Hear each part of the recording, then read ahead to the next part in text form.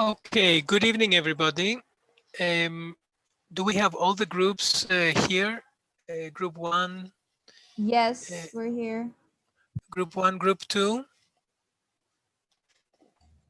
Yes, we're here. Good. 3? They're on our way. Most of us are here, yes. Okay, Group 4, 5? Is anybody from Group 5 here? Yes, we are here. Yeah, 5. Good. 6? Yes, we are here.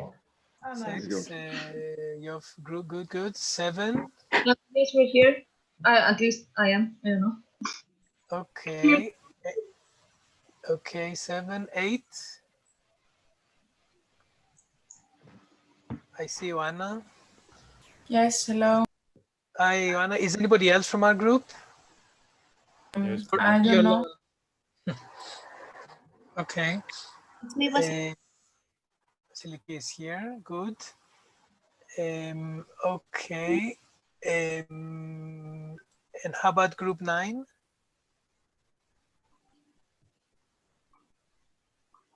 No, nobody from 9? Okay, we're missing 9. Okay. I think that we can start. I'll start recording. So just let you know. Okay.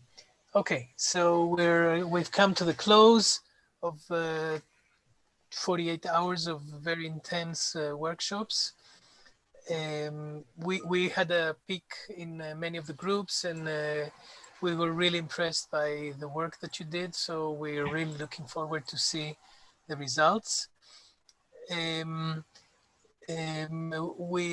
hope that it was for you a good experience, that you learned new things, that you made new friendships and work contacts, and that you will take what you've learned with you.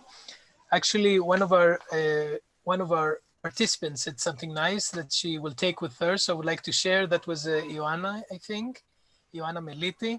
She said that she got a life lesson, that she learned to sketch more than talk. So that's excellent. So Yeah, which means that that's the true. workshop, super. So which means that the workshop helped you to be more proactive than go around the subject, to actually go into the water and start swimming. Yeah, and that's the beauty and don't be afraid to make mistakes. Super. That's the beauty of the workshops. To just do it, and do and speak and think, but also do. Fantastic. So I'm sure that there's a lot to share. Actually, if you also have something to share, you can share it in the chat. You can share it in the questionnaire that we'll send you. If something that suddenly you had a revelation, observation, whatever, share it with us. We like to hear. And sometimes we quote, we don't give your name, but we quote it as something that the workshops actually managed to accomplish, and it's very important for us. So please share it. I will thank you all for joining, and I will pass on the microphone to Despina, who's with us. Despina, hi. Hi, thank you, Elias. Hi, everyone. It's good to see you again. And I also hope that you had a really nice weekend. We know it was really intense. We know that it was a kind of a marathon, and we could also feel it, although we weren't really participating on the workshops as you did. We're all really very impressed by the amount of work that has been done and by the quality of it. But I think I will just leave it to you to present what you have done. This time we thought that we wouldn't like to present the works of the arithmetical order just to mix up a little things. So without further ado, I would like to introduce the workshop 11 with the title Second Life of Building. Workshop leader was Magic Suda. I'm sorry if I spelled it wrong.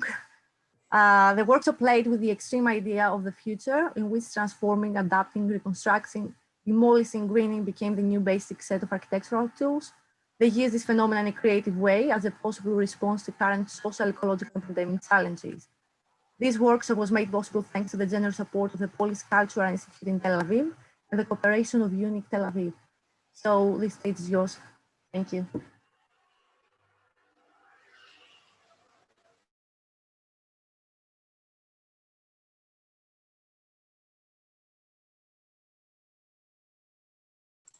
I just wanted to add that as people present, you're welcome to write in the chat your comments and your impression about the work, even if to just tell them great, super, whatever, what you feel that, you know, so you're welcome to write things on the chat.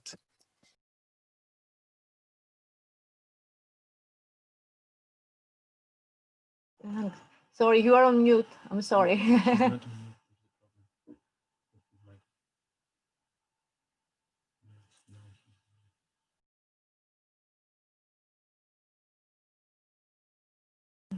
No, we can't hear you.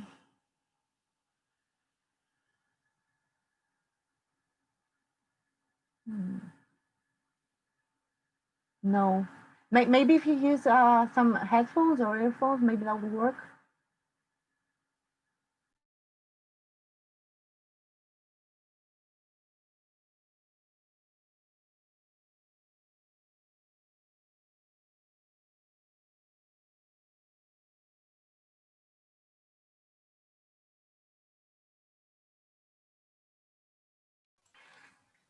No, it doesn't work. Maybe would you like to? Yeah, I will introduce a different workshop. So if you can solve this out, we can come back later to you.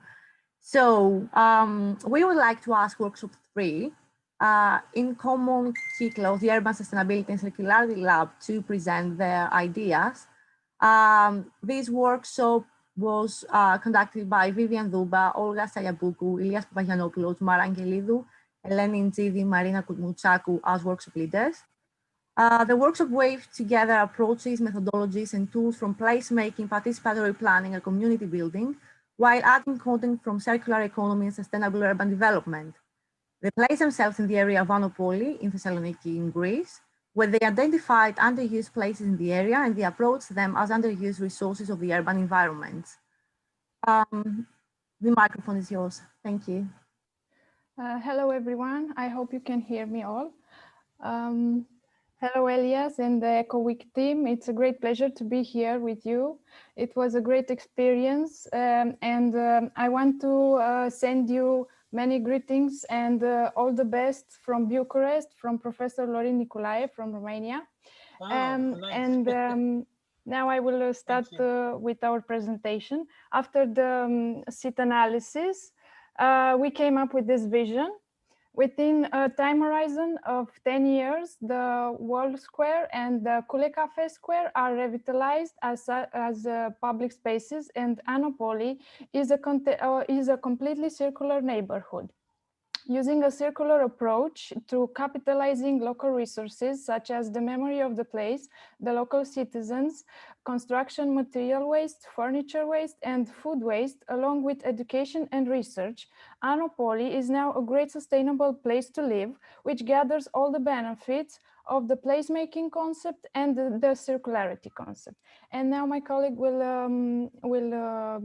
tell you the details of the World Square and what the strategy was for the project for the World Square. I hope. Melia or Irini? I will continue because the other girls have a problem. Okay. I don't know if you can hear me well. Can you hear me? Okay, yes. Perfect. Thank you. Okay. So our site was near the wall, which is still there. I'm really sorry. I wasn't prepared to start right now. So yeah, we started with the whole idea of making the place, revive the place through the residents of the neighborhood. So we decided to actually concentrate firstly on them and then make the project for the whole community.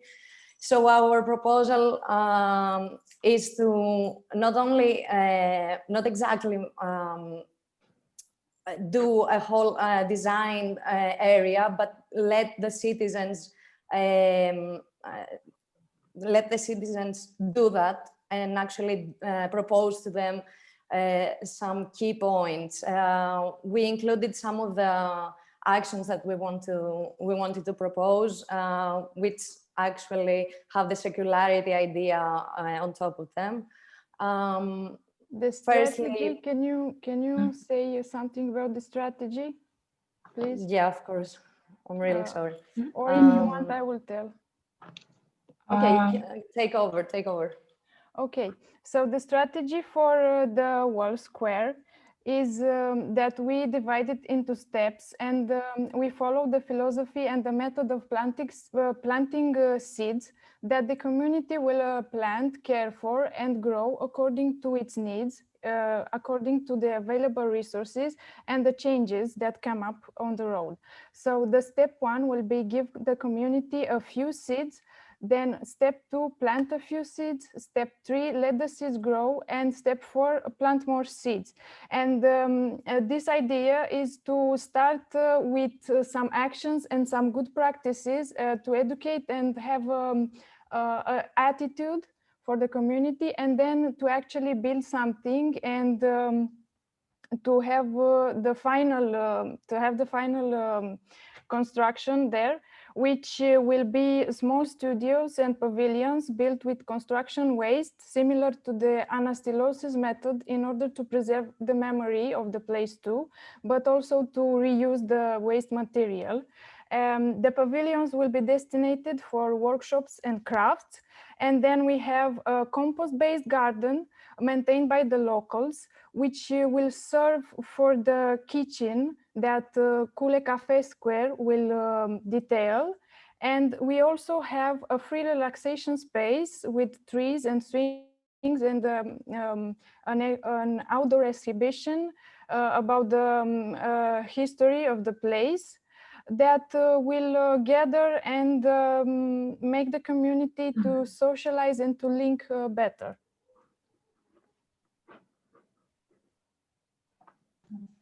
Okay, so you hear me?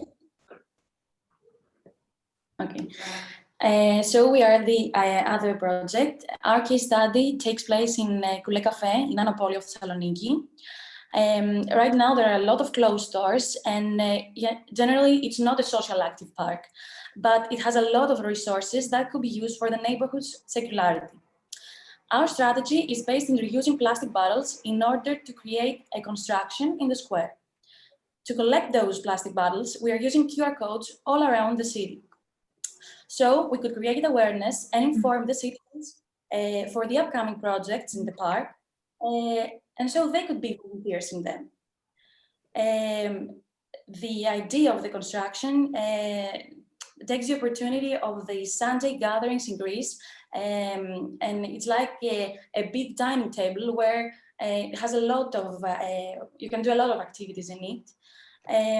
But also creates, you can eat there. There's a kiosk with cuisine that you can be using every day or by restaurants. But also they can be used by surrounding stakeholders like a cafe or the library or the Byzantine baths, so they can make events and revitalize the whole park.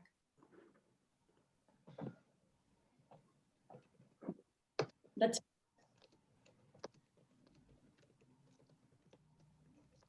Thank you. That was very interesting. As I said in your workshop, that's my neighborhood, so we're really interested on seeing something like that. I think it would really revitalize the whole place. Vivian or any of the workshops here, would you like to add anything regarding the workshop process and the whole idea? Yes. First of all, thank you very much for inviting us with Kiklos to host this exchange with the participants.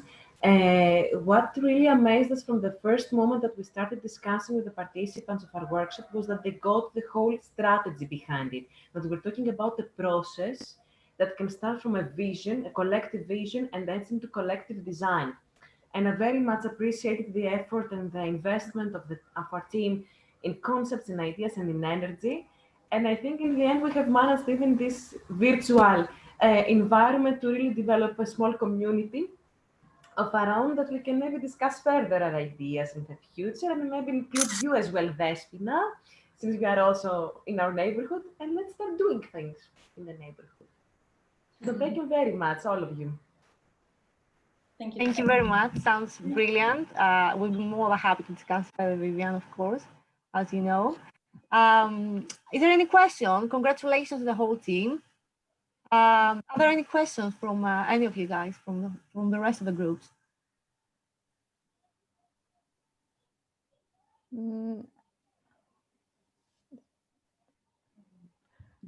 No, I just want to thank everyone and to say that it was a great pleasure to work with all of you, and that we are looking forward to participate in the next Ecoweek and meet you all again. For me, it was a really great experience, and I think I've learned a lot of methods to analyze the place and make it more sustainable. And I really have to thank you for that. Thank you very much. We were really glad that, you know, even in such a short period, we can work together and we can share our knowledge and, you know, exchange ideas. It's a kind of a lab thing, and you know, that's the whole scope of it, just to get all these kind of ideas and adapt them in our everyday life, and you know, become really active in everyday life. So we really hope that, you know, the workshops have an impact to all of us in a small or even like a bigger scale. So thank you.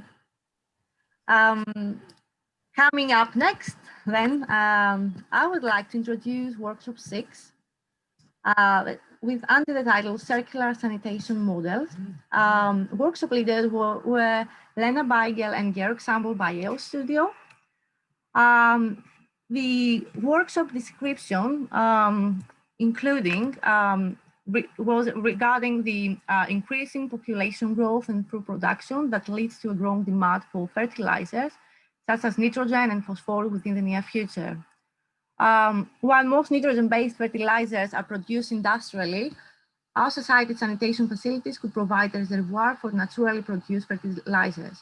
Based upon these insights and EOS Next ongoing efforts in improving the world sanitary situation, together with the participants, investigated circular design and business models around a novel closed system for sanitation.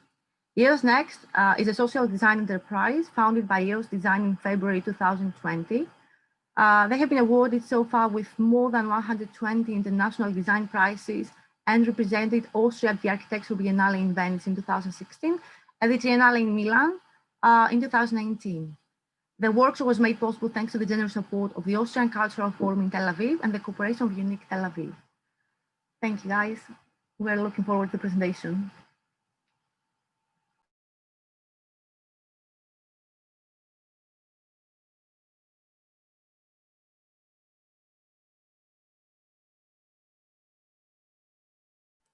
Sorry, Georg, you were on mute.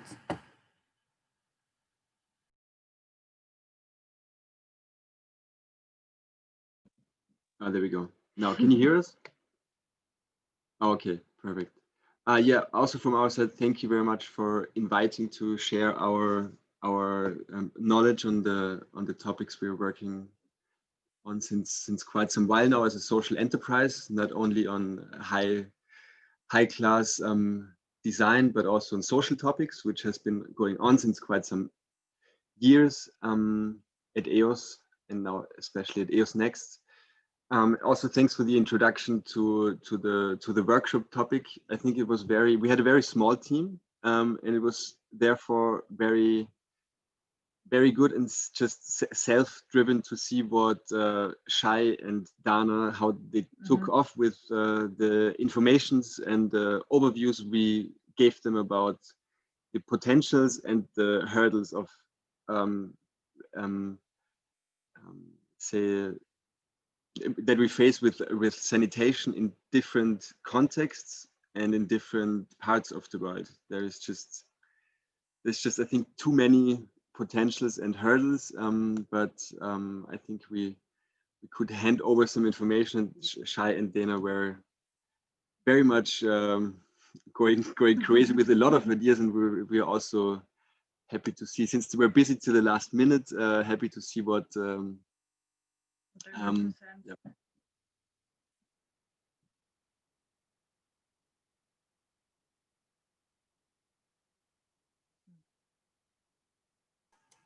Thank you. So we go to the panel, the presentation, if the group is ready.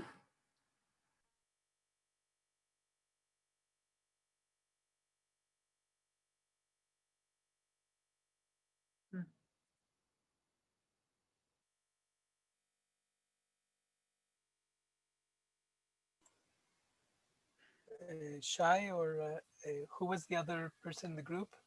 Shai and Dana. Are you still here, Shai and Dana? Shai's here but doesn't respond.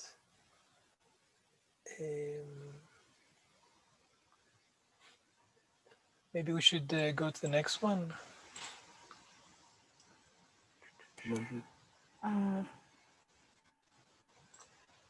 Gerald, Lena, what do you think? Yeah, then Let's try again. If Shai or Dana is responding, then we should go to the next one for the moment, I guess. Yeah. Okay, thank you. Sorry about Shall that. we do the 11 maybe, if Yeah. Patrick manage his microphone issue? Yeah, that's what I was thinking also. Okay, great. So shall we move to workshop 11, then come back to 6?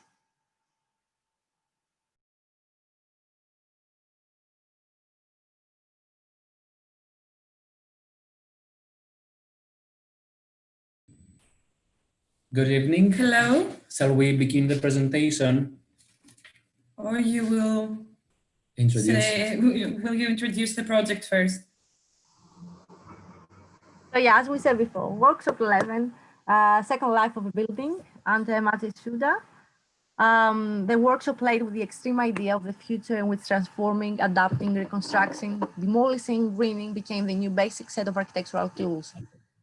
They use this phenomenon in a creative way as a possible response to current social, ecological, and pandemic challenges. The workshop was made possible thanks to the generous support of the Polish Cultural Institute in Tel Aviv and the Corporation of Unique Tel Aviv. Thank you. Thank you, Despina. Can you hear me? Yes. Yes, okay. Sorry. No, I just want to, I will just do a very fast few sentences. It was a very intense 2 days and a very short time to work on any project, I think. So as a tutor, I'm super happy that the effect is very precise and the idea is very like well catched. I think that was very, very tricky in such a short period. So thank you to my group. Sorry for this private situation, but I would like to thank to all the participants, to Anna and Eleni, to Nefeli and Vasily and Angeliki and Despina for this really good and efficient work. Thank you very much. The stage is yours. Thank you. I am sharing my screen.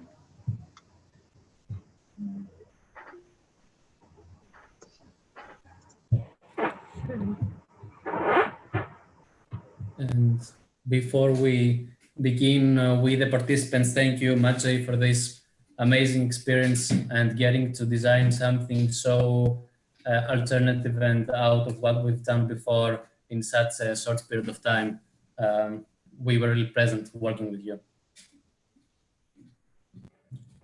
So, beginning our presentation, we all know that the big impact of pandemic in everyday life and architecture has created the need to reorganize and rearrange both the private and the public space in a new way by perceiving the transformation of those characters. To achieve this, we selected the typology of the block of flats, a typical sample of living in Greece, where we spotted and investigated 3 different levels: the public space, the semi-public, and the private space. And thus, we are proposing the physical applications, the first step to reorganize our life through minimal but innovative modification in commonly used furniture. In this project, we emphasize in 3 major scales: the level of details, the level of semi-public, and the level of public space. This is evident on the first diagram you see, which is shaped like a flower. And these different type of spaces are adapted in our situation in the balcony, the terrace, the staircase, the entrance, and the eucalyptus, which is the uncovered space between the blocks of flats. Generally, we had to deal with the inconvenience caused by the need to preserve safe distances and at the same time socializing. Now, Eleni and Dana will guide you through the details of this project. Okay, we wanted to make a minor and minimal physical applications that wouldn't require the need of new devices or buildings, but just a few adjustments. We use as much as possible sustainable materials like wood or plants. And as you can see, one of our suggestions are umbrellas that can be used in public spaces so that the distances will be kept 2 or 3 meters. The second example is a handle for the door, so that you won't have to touch the doorknob, but just using your foot, you open the door. Also, as you saw at the section above, we made some applications for the balcony, which is one of the spaces that we used the most during the pandemic, since we needed to be outside. So we made some desks or partitions for the balcony that you can rotate and use as a table. Okay.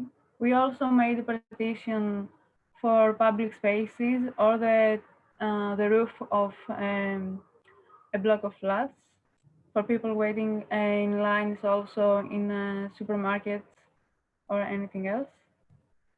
A few adjustments for chairs, the chairs that we all sat on during the pandemic, working from home or studying, to make them more comfortable, like a cushion, a small desk, somewhere to place your feet or your head if you're tired, and a place for your cup or your bottle of water. Also, since we all use the public transportation, we made a few physical applications at the seats by creating bookshelves or places for plants. There's one more. Since we need to be outside, but also keep distances, we connected the usual chairs or benches into one bigger, so that people would gather around the circle and be able to look at each other and talk, but still maintaining the distance that we have. Okay. Despina and Angeliki will continue with the atmosphere that our applications give. Great. On the last level of our investigation of the project, we dealt with the atmosphere and the feel and the look these physical applications will give to the user and to the space. We decided to work on 3 different examples. One example of a more private level, which is also the detail, which you can see on the bottom right is the door handle that you can open with your foot and you don't have to touch.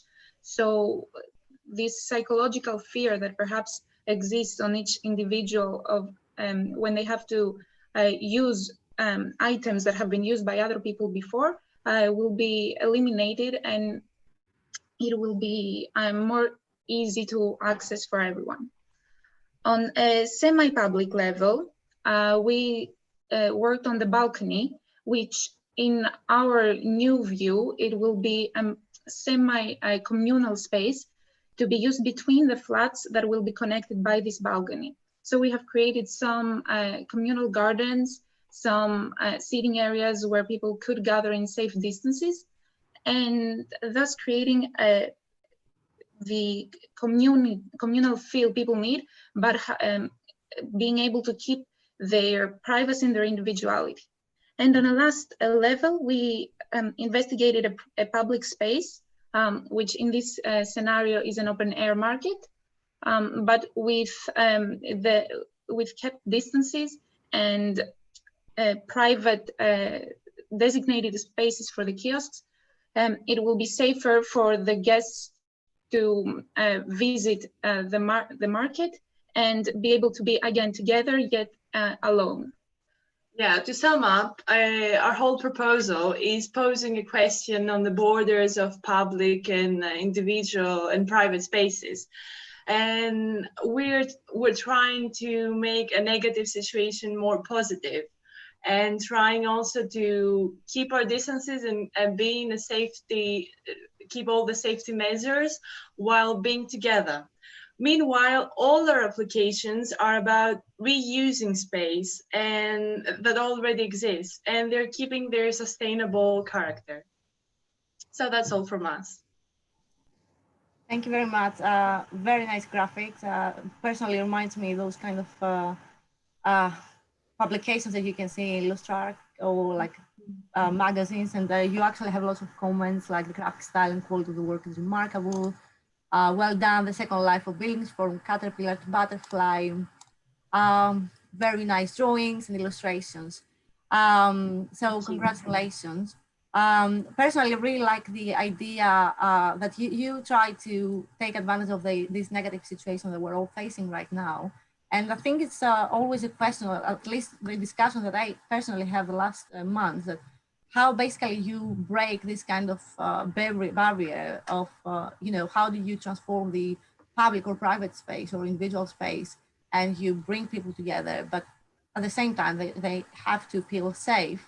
I have a question. Have you had, do you have like a specific place in mind, or is it something that as an idea you can basically translate it and move it like in different places? We are basically working on general typologies. Like this typology of a block of flats is like a typical one in a Greek urban grid. So, and also a bus or a balcony. It's like all typical typologies that we could implement in any apartment or in any balcony or in any open air market. Well done, congratulations. Are there any further questions? Is there anything else that anyone else would like to add? Actually, I would like just to say it was, first of all, it was beautiful work. Congratulations. Very impressive for the very short time that you worked. And I would just like to throw an idea. Maybe if you continue working on these ideas, maybe you can think of the balcony also as a little stage where people can play music or perform, or become like the, you know, the central viewing point for many people who are locked in their homes or whatever, and they are the ones who perform for them. Very good idea. Yeah. Well, of course we wish it will never happen again, but you never know. Yes, it's true. Right. Thank you very much. Thank you very much. Thank you. I would like to move back to workshop 6. Vaeos next. Shall I introduce the workshop again? Lena, Georg, what do you think? I think it will be nice, probably. Okay, I will. So workshop 6, circular sanitation models by EOS, Lena Beigel and Georg Sambel. Increasing population growth and food production will lead to a growing demand for fertilizers such as nitrogen and phosphorus within the near future. While most nitrogen-based fertilizers are produced industrially, our society's sanitation facilities could provide a reservoir for naturally produced fertilizers. Based upon these insights and EOS Next ongoing efforts in improving the world's sanitary situation together with the participants, in the investigated circular design and business models around a novel closed system for sanitation. EOS Next is a social design enterprise founded by EOS Design in February in 2020. EOS Design was awarded so far with more than 120 international design prizes and represented Austria at the Architecture Biennale in Venice in 2016 and the Triennale in Milan in 2019. The workshop was made possible thanks to the generous support of the Austrian Cultural Forum in Tel Aviv and the Corporation of Unique Tel Aviv. I would also like to add that I was lucky enough to attend one of the main presentations within this workshop. It was really mind-blowing. Although the workshop was really small, only by 2 participants, they had thought every single detail. It was something new, something really innovative, but I think I will leave the details to the participants. But personally, I would like to congratulate them in advance.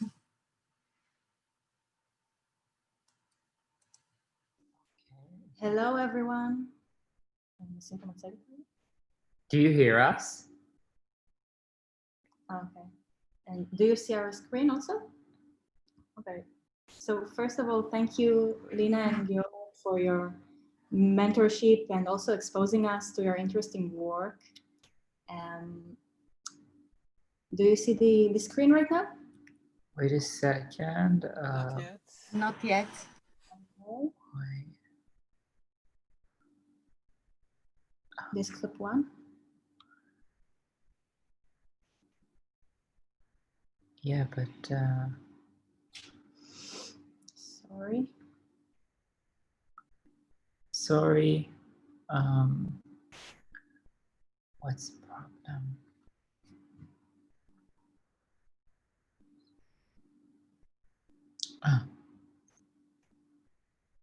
No, wait. Okay. Perfect. Great. All right. So we will start. So we are proposing the use of human waste as a base for a micro to macro strategy by transforming buildings to become sustainable actors that will develop networked neighborhoods that could influence change on a municipal level through aligning human, business, and technology. We believe that it is possible to have an immediate intervention by using an already existing technology and innovations in the field of circular sanitation, such as the EOS urine trap innovation, for producing fertilizer and energy out of urine and feces. So we will start by why. Yeah, so basically we constructed it, or our process revolved 3 main stages. We started with first exploring the why, and really trying to understand why the design and development and implementation of a circular sanitation system is important. Some of the answers for it would be because it can reduce the use of chemical fertilizers and help in growing more organic products. It is more sustainable. It can help with developing more responsible and healthier communities. It is definitely time to break the stigma revolving human waste. It is a natural resource that will be a waste if we won't capitalize on it. It reduces the pressure on the central sewage system and the contamination of soil and water resources due to malfunction treatments. And the 7th, it empowers residents and builds resilience for shitty times. Then after exploring why, we went into exploring some possibilities of how we can create a circular sanitation system in a macro scale. Some of the ideas that we came up with was implementing it in existing buildings and transforming them into a sustainable actor, encouraging real estate developers to construct more buildings that includes a circular sanitation system, changing the stigma around human waste and highlighting its benefit for developing a more resilient, sustainable, healthier, and independent society. The fourth will be using digital technology and AI to strengthen the trust and collaboration of residents in developing a more sustainable society. The fifth will be developing open source educational centers that will research and always improve the usability of human waste for fertilization and energy production. So out of exploring this option, we went through figuring out what can we do, like what could be a good strategy for implementing such system. So we really looked at it from a holistic point of view and developed a holistic business model that is looking at human waste from building through neighborhoods to municipality macro levels. So it may be an ideal concept, but we really believe that it's possible to implement it already soon. And basically, like the strategy that we are proposing is using an already existing technologies and innovation, and basically taking it like few steps ahead. We really believe that if more buildings will be equipped with the infrastructure for collecting and treating human waste, it could help with developing local communities of micro enterprises, selling and buying local productions, which basically means that like each building will become some sort of a business. That capitalizes on its own resources, which are the urine and feces treated in order to become fertilizers and also energy resources. So as you can see, what we were thinking of is like if each building is basically its own entity, but all buildings are connected. So we, as Dana was saying before, like we decided to look at it from really three main perspectives. So human, business, and technology.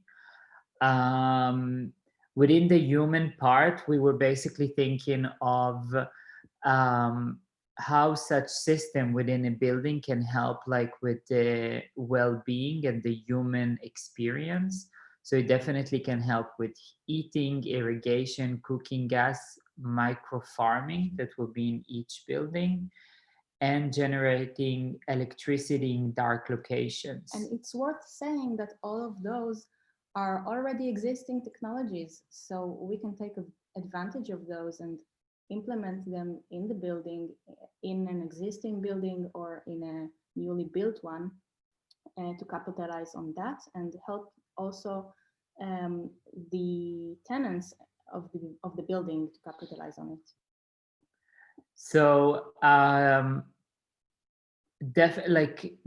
something that was really important for us was to actually try to think how technology will participate in such strategy.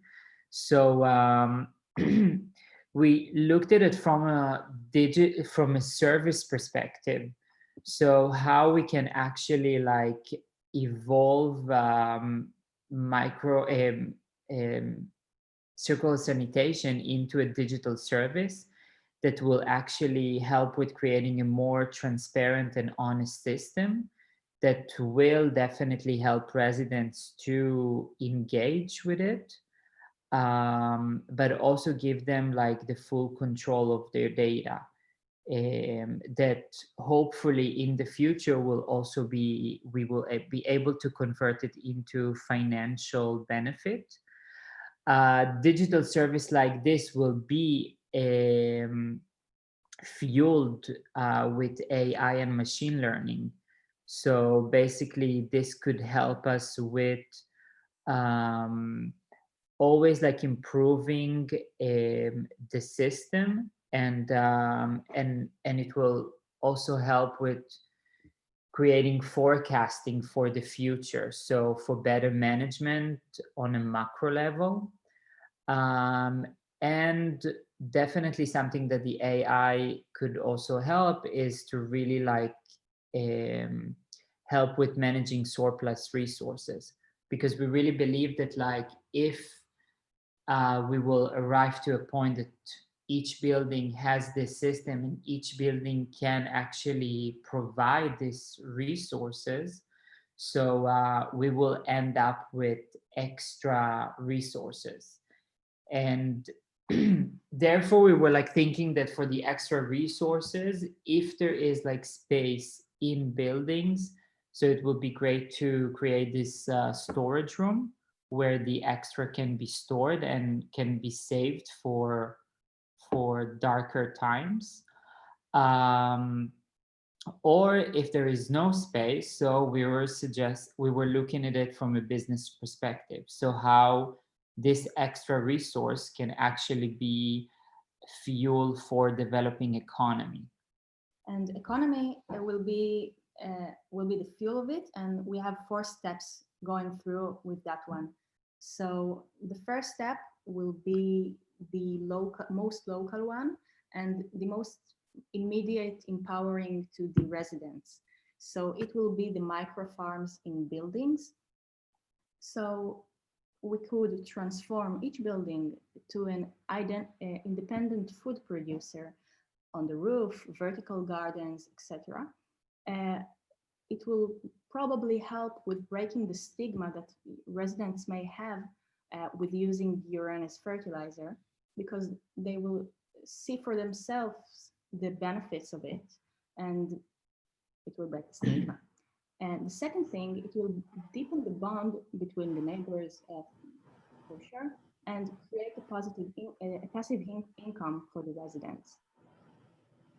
So that's the first step that could be implemented kind of right away. And the second business strategy will be taking the fertilizer out of urine and transforming and taking it to the agricultural fields. So each building can provide the nearby farms with fertilizers for improving the soil, for example, for regenerating the soil with really high quality organic fertilizer. It could lower the dependency of such agricultural fields on chemical fertilizers, and also may help with the process of fixating deteriorated soils. Very interesting approach. Thank you. Thank you very much. I'm sorry to interrupt you. We're just limited on time. Are there any questions, please? I think it's a very interesting approach, and I think you should go a step ahead with that. I would be more interested to see something, you know, to happen and something to become reality. I'm pretty sure Elena and Georg have the same thoughts. There are some comments like amazing work, a rigorous and detailed study of a really relevant topic. Congratulations, workshop 6. Anything else that anyone would like to add, please? We just from our side, thank you very much, Shai and Dana. Was great to see how you took off with the researches and presentations. We handed over yesterday what it did to you with going in various directions, and now condensing it all to potentials for a near future. It's very great to see. Very cool. Thank you very much. Yeah, thank you. That was great. Thanks. It was a pleasure. Cool. Happy to see that. Thanks.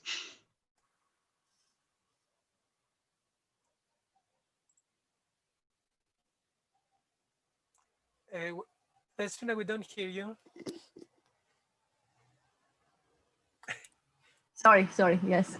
Thank you very much, workshop 6. Now we'd like to introduce workshop 5, 360 restoration of versatile building, a versatile building restoration approach.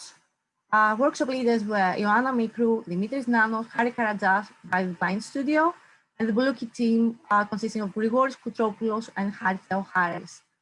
I'm really glad to introduce this workshop as some of the participants used to be part of the Ecoweek team in the past. Through this workshop, the group intended to approach the restoration of a 2-floor stone masonry building. This specific traditional building is located in a traditional settlement in Greece.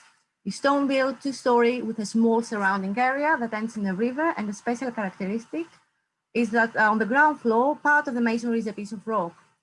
They try to decode the history of the building, what the traditional settlement says and leads, what traditional techniques were used, etc., to understand the needs of restoration, to define the works that needed, the techniques that they would choose, the ecological without cement material that they would like to choose, and how to choose them, and to imagine it and complete it, and finally to transfer this experience to the digital world. The stage is yours. Thank you very much. That's great. Hello from me. I am Ioanna. I would like to thank Ecoweek for having us, and really thank you for letting us put our vision into your workshops. It was amazing, and your help and coordination, everything great. I want to thank also my partners and workshop leaders, as you said, Haris, Grigoris, and Dimitris. Thank you for your time and passion. It couldn't be done without you, and I mean all of you. And I want to really congratulate our participants, because we really valued that you tried and succeeded in thinking outside of the box and implementing different techniques and changing your mindset, which was something that we asked you to do. You worked continuously, and we look forward to further investigate and develop the case after the workshop. We call you to think in a 360 mindset, and we really look forward to see what you came up with.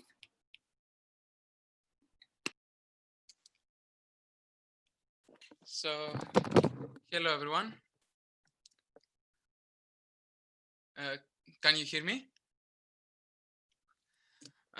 First of all, we'd like to thank everyone for letting us participate in such a workshop. It's a pleasure.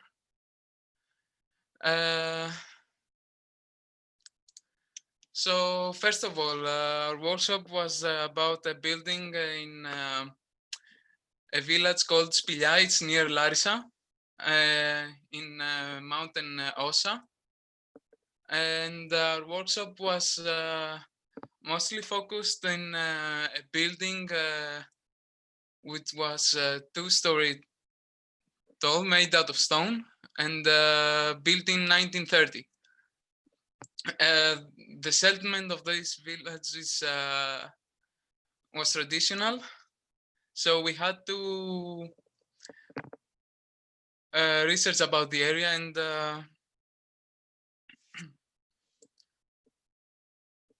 and follow the traditional techniques and ways of building there. So our goal was to propose a new life for this building after looking into the characteristics of the settlement. And what we decided was to create a building that will attract visitors to this village and to have them interact with the local people, and to have a way to promote the culture of this village. So we were basically looking for a brand to create a meeting place. And after looking about what we could do, we found out that this village was very famous about its tomato production. So it actually became the focus of our project to restore this building into making a space to have people there, to educate them about how to cultivate tomatoes and how to process them into making different products. So in this establishment, we we put a kitchen, a marketplace, a place for seminars, and we planned certain events, and everything's related to the tomatoes of the area. So we had such plans included trips to the fields to show how people sowed, planted, or harvested the tomatoes, plus some communal cooking, so people would gather and work together on this subject. So about the restoration of the building, in a more architectural point of view, our site mainly was had the original building, which was made out of stone only, and afterwards there were two additions during the many years it existed there, out of concrete. So we used sustainable materials for every restoration change we made, such as cork insulation, wooden frames for the windows, as well as the Tandelak technique for the kitchen facilities, so they were waterproof and functional. So we made an eco-friendly result, and we maintained the traditional character of the building. This restoration resulted in a few changes. We basically removed some walls to create an open plan for the place of the meetings, and to create a storage room by closing one of the additions.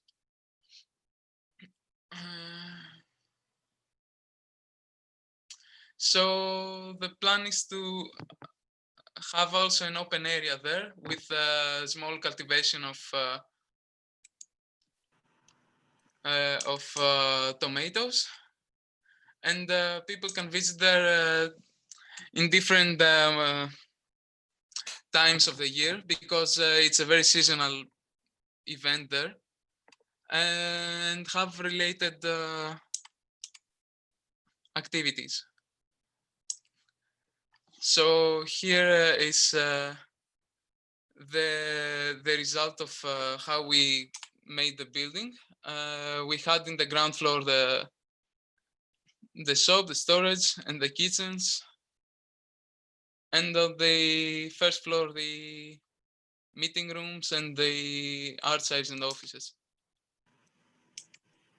And here's some pictures of how we envisioned it afterwards. Great work. Thank you very much. It looks brilliant.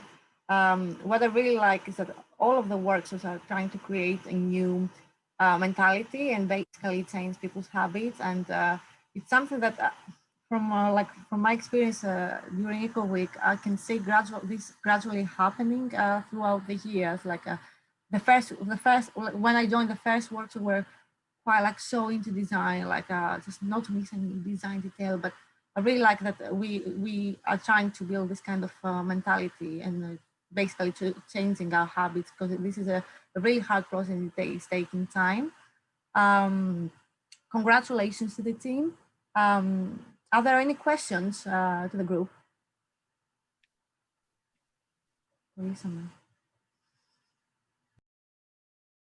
Thank you.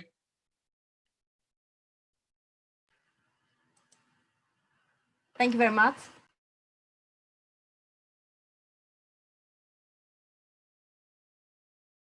We can't hear you, Despina. Sorry, something happened with the system. Before I move on to the next group, I've just picked up some comments from you for workshop 6 and workshop 5. Workshop 5, congratulations, great ideas, empower the village and receive a cultivation they can be proud of. Congratulations, workshop 6. Workshop 6 and 11, they seem to connect well too. Workshop 6, congratulations, wide-ranging vision. And for workshop 5, a really interesting work that combines tradition, branding, space, reactivation, and building restoration in a novel way. Congratulations to the team. And I would like to move forward with workshop 7, unlocking the in-between. Workshop leader is Sofia Vizoviti. Considering the case of Thessaloniki as a local yet generalizable paradigm, the workshop intended to investigate sustainable ways to invigorate neglected open-air spaces that lie hidden in between robust urban figures. They seek to create a cartography of these spaces and produce a representation that unveils the latent potential as public spaces. The scenarios discussed tackled issues of urban renaturalization, communal practices related to placemaking, and activist tactics of doing more with less engaging cyclical economies. They focus on the performativity of design artifacts, unfolding the environmental affordances, the creation of urban ambiances that trigger and sustain their conviviality. Unlocking the in-between online workshop is conceived as conceptual design for situated installations that will be constructed in the EGINA 2021 Ecoweek hands-on workshop. I don't know if Sophia would like to add anything before the workshop will start the presentation.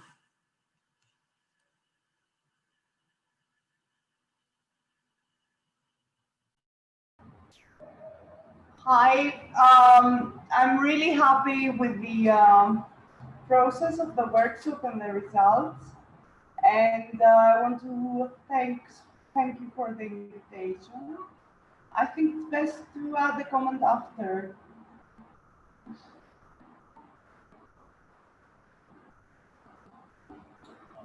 So we proceed with the students, participants who did this amazing work in 2 days, and try and share the screen and get them.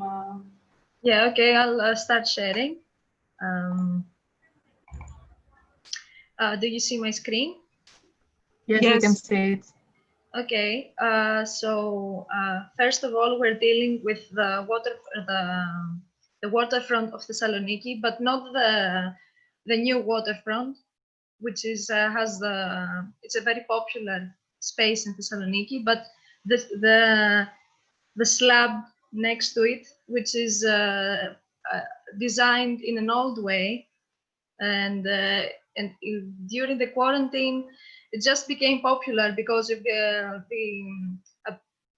people were not allowed to go to the waterfront, which is very well designed. It's very new, and it's a very interesting place.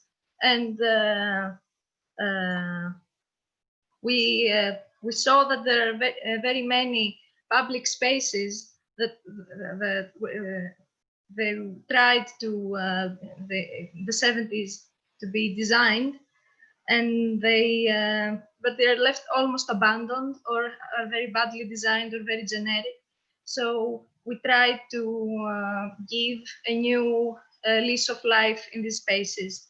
And here on this side, we have some photos, a photo collage of how the current situation of the part of the waterfront.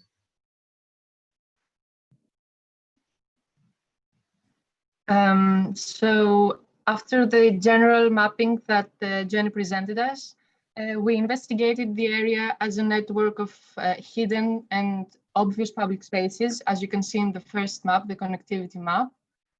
The black areas are the public spaces, the in-between spaces, as well as the open ones.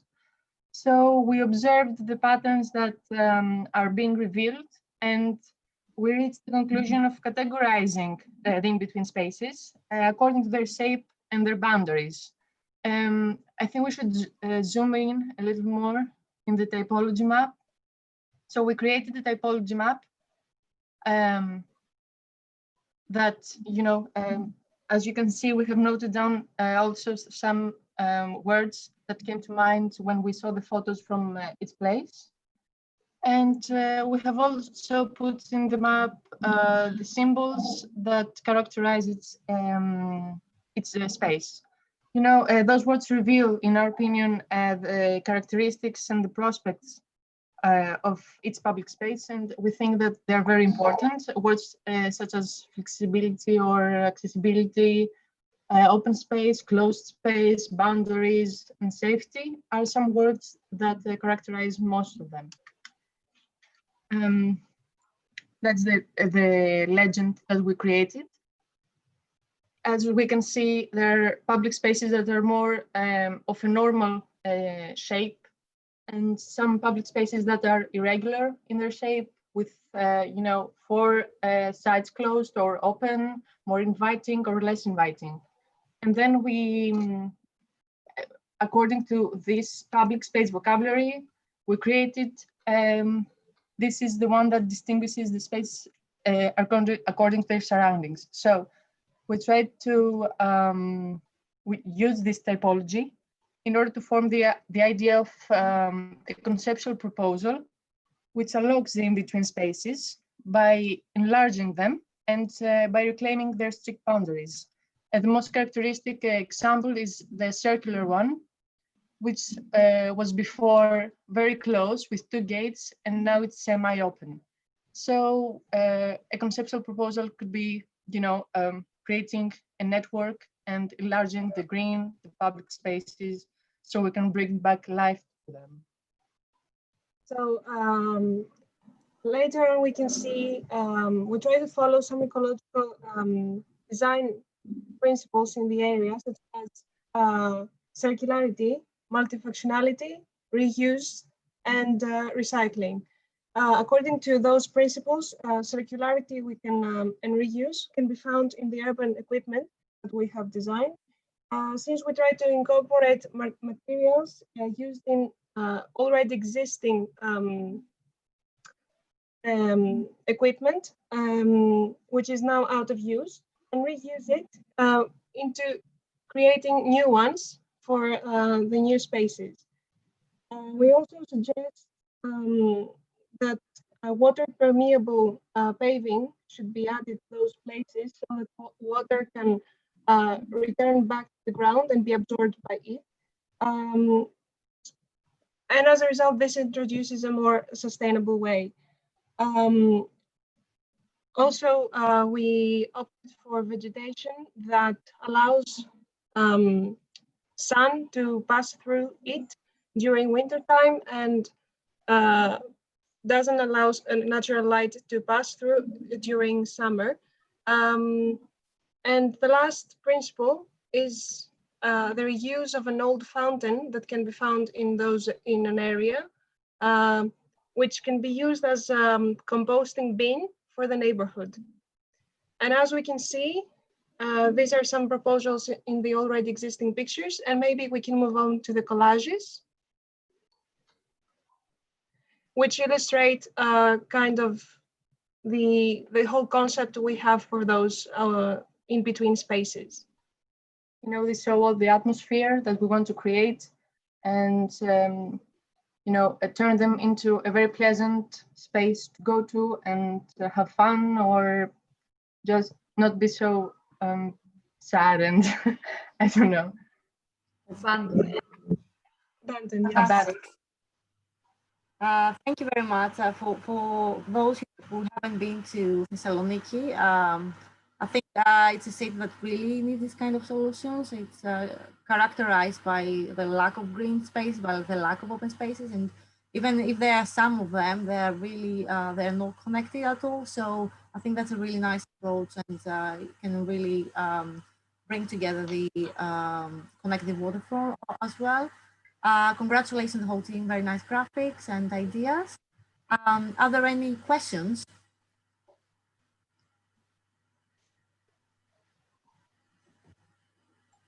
Right. Okay, thank you very much. We're moving on to workshop 1. Rethinking the urban space in Sao Paulo through a sustainable approach. Despina, sorry. Yes. The protocol was that we present and then we comment. First of all, I'd like to thank Sofia Pascal, who was very close to us during the preparation of the workshop. And the point to get through, and what you omitted from reading in the beginning of the workshop description, is that it started from an observation that these spaces are lying hidden in the shadows of the very vibrant public space of the Thessaloniki waterfront. So a charting of these spaces and a registry of their existence is a very important phase in the awareness of the citizens of the existence of these parks, because the parks were not known. They were designed during the 70s, but they are not used. They are between a very modernistic urban plan of freestanding dwelling slabs, which is a privilege for a Greek city, and yet they are not, the citizens are not aware of the plan, of the park's existence. So in fact, the aim of the workshop was to produce a representation that charts them. So one of the outcomes was that you register them. And once you register them, then you can start raising cases of how they can be reactivated. So one of the things we did in this very little time is to produce a map of the public spaces that are not really known. Thank you. Yeah, it gave a little bit more an input in the whole presentation. We really appreciate that. Thank you very much. There are also some comments, great plans and approach that illustrates both the existing conditions and your vision. And Sophia, the coordinator of the team, great team, your power, great work. Thank you, Sophia Vizoviti. Thank you, Jenny, Maria, Efi, and Panagiotta. Also to add that Jenny was also part of the Ecoweek exhibition team. So congratulations to the whole team. Congratulations to Jenny for her whole dedication and her contribution. We'll move on now to workshop 1, which is coming from a place really far away in Brazil. I'm pretty sure, I hope it will, I think it was quite given the time difference. So rethinking the urban space in Sao Paulo through a sustainable approach by Rossi, Nicolas Leroux, and Paola Lemos. The workshop analyzed an area in transformation in the city of Sao Paulo and searched for proposals as to how to include sustainable solutions that can be implemented in different scales. The aim was to study the complexity of the city in its existing form and social conditions and try to create proposals for a transformation towards a more sustainable and egalitarian city. Louis, Nicolau, Paula, would you like to add anything to the workshop description? Or it was we had also the chance to attend a meeting of the group, and it was quite interesting because we are like most of us are from Europe, and we're not really aware of the conditions in different places like Brazil. Personally, I've never been there before, and it quite remind me, quite remind me like quite a lot of Greece, and you know, they had some characteristics very much in common. But now I would like to let the group talk about it more. Thank you very much. Okay.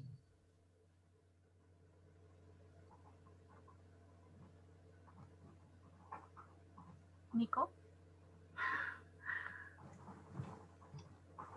Hi. So, okay. Nico. Okay, you can see, right? Yep. Yes. Okay. So our project, Pilot the Way, studies an area in the west side of Sao Paulo. As we see in the historical photographs above, it's an area that experienced a very violent urbanization around 1940 and 1954. As we see in the large-scale analysis, in order to understand the different as we see, it's in the middle between the municipal park and the main train station, so it works as a meeting point of these two.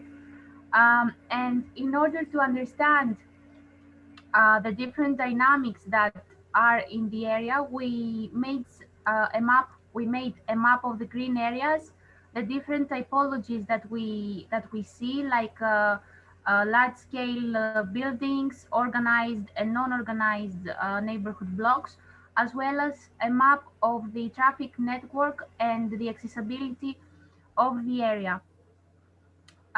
So after considering all these things, we conclude to a mood map that we can see here. Yeah, Nick, can you please zoom in? So we created a urban perception map of Sao Paulo. We were inspired for this from the urban architect Kevin Lynch, where he used the same technique to identify problems in Boston. So perhaps, for example, we have here, we've circled chaotic and characterless areas, points of confusion. For example, we have a lack of relations between the skyscrapers and the low-income families down here, and also a lot of weak and absent boundaries. But with all that, we came to a proposal. Nick, can you go down to the other map, please? We came to the master plan proposal where we made market as a priority, riverside, green areas, neighborhoods, walls, and kiosks. We also, on that note, we saw an opportunity to create a connection between location 1 and 2. So the location 1 is the municipality park, and location 3 is the train station. So we used our location as an intermediate to create a green route between these two locations. Moving on, we focused our action in two parts of this area, of this huge area. One was the river that was covered all along with green and many trees and vegetation in general. And we thought it was a great opportunity for us to design a path, like a pathway for pedestrians to walk along to. We disguised it with many points of interest like kiosks or other actually designed scenes of greenery. And the other place was actually behind the market. There were two huge buildings, and they were blocked off both ways by walls, and a wall in one side and a door on the other. And we thought it was a great opportunity to connect these pieces because we thought of it like a social barrier instead of just the usual barrier for the views or whatever. So we thought it would be great to actually make people from all sides, all classes, actually meet up there in a healthy environment with places they can gather their activities and do them in a friendly way, and actually taking down the barriers. Yes. Yes. Moreover, in order to continue this plan about connecting all these green areas, as you see, we try to connect the marketplace, the core of the area, with the neighborhood up on the hill on the right. And as you can see here, we tried to transform the hill from a pure landscape to a semi-landscape stair system that has sitting areas and could work also as a public space, but as a public space and a connection within the 2 points. And about the micro scale of the project, we decided to use a pallet from the local market as the main material for the equipment around the street pocket parts during the pathways. And for our kiosk, which will be also multifunctional with possible uses for such as a stop for relaxation with benches, a coffee stop, a street food stop, or a trade spot. What? Concerning the Sorry. sustainability, we used photovoltaic panels on the roof, grass roof for the natural habitat, and tubes to collect the water and filter it to be drinkable in a bucket with a filter. Actually, the concept about the neighborhood was that the neighborhoods the neighborhoods, as the term is something very introvert. So we try to redefine this without adding any pressure. So we would like to create a safe environment and let the citizens, the habitants of the neighborhood, create their own space, their own public space, either by adding vegetation or creating different urban equipment, as Nico said, by pallets that they already exist in the market. So we have sustainability, both environmental and social.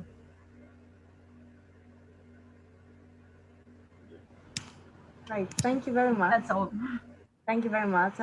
Since you have put quality of work, all of the groups actually, in very fascinating.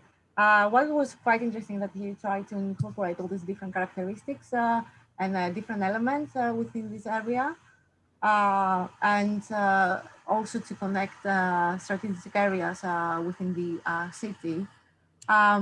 I don't know if the workshop leaders would like to add or comment on something further. Yes, thank you. I want to congratulate the group for such an amazing work in a very difficult challenge for them. So to work in a totally different environment, in a totally different city, that it was clear the effort that they did to study the place and to try to understand it, even with few resources being far away from it. So São Paulo is a very big city with where the urbanization was very fast and had few resources. So there was no much time or resources to design the place before it was occupied. So nowadays we have a lot of challenges facing the city's transformations. And this place we chose because it shows a lot of different aspects that we find in the typical city in Brazil. So the different kinds of occupations that coexist but are not well connected, not linked, and that do not take advantage of the environment and the natural conditions. So the group, they did a great job to look at the whole area as a as a very cohesive in a very cohesive manner, and then create specific solutions thinking about what are the resources of the place and how people could use it better and connect all the different places in a very sensible way. So they are. We want to congratulate them and thank the Ecoweek for giving us this opportunity to also show a little bit of the city to all of you. So thank you very much. And we thank you very much for everything. It was a pleasure. It was a pleasure to work with you guys. Thank you very much. And thank you for being with us. We understand the barrier of time. You must be exhausted. Some comments from the chat. Workshop 1, really impressive work in such a little time. Thank you, Nicola, Louis, Paula, and of course, Gayo, Renata, Nick, George, Rafaela. Great team. Workshop 1, really inspiring results regarding such a challenging context. Thanks Workshop 1 regards to Sao Paulo. Your analysis was really profound. Thank you for your ideas in such a difficult context. So congratulations, and I would like to move on to Workshop 2, Under the Bridge, with Ulrike Sartner and Gaupenrau. Strategies and ideas for a multifunctional building under the metro station in Aspen, Vienna. The terminal metro station, the newly erected district Aspen in Vienna, is situated on a bridge. At the same time, the workshop would like to offer opportunities for disabled persons to get an employment in the hotel. The workshop explored which additional features they would like to link the projects, would like to add and to link the project with the neighborhood. The workshop was made possible thanks to the generous support of the Austrian Cultural Forum in Tel Aviv and the cooperation of Unique Tel Aviv. Thank you, Rike. If you'd like to add anything before the presentation, thank you.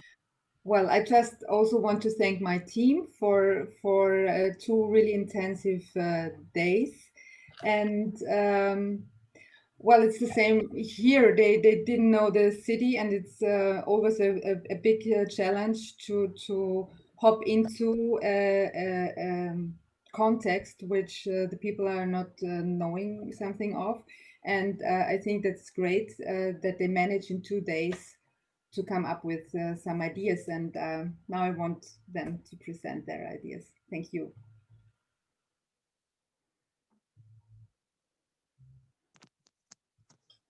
Good evening, can you hear me? Yeah. Okay, I would like to thank you first of all for organizing the Ecoweek, and congratulations to everyone who has presented so far.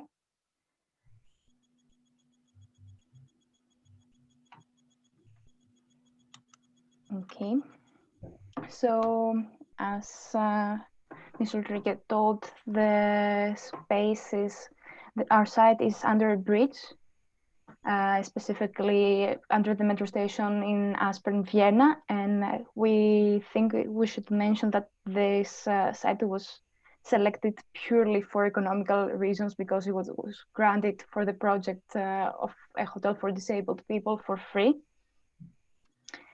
So now, a hotel for disabled people that would not only be able to host, but also employ people with disabilities is a huge idea because there's a big part of the percentage of the population that has disabilities. We researched mainly about people with hearing problems, people that have kinetical problems and use wheelchairs, and people with visual problems. And we did some research about what design, what things we have to keep in mind when we're designing for them. So people with hearing problems require spacious rooms, wide hallways and entryways in order to communicate properly. They should be able to move around freely in a room and not be restricted by furniture. They need to have good lighting conditions, since their main means of communications is their eyesight. And the blue color scheme is preferable for them since it can create a contrast with the color of the human flesh and highlight the sign language gestures. Floorboards that can vibrate when stomped can make their communication easier, and narrow sidewalks and entryways and sharp angles should be avoided since they can limit their sightlines.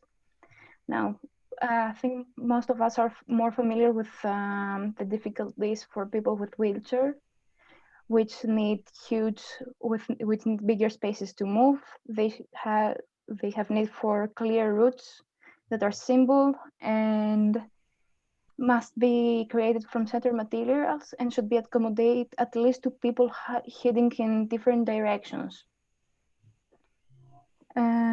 Stairs and floor differences for these people, of course, should be avoided.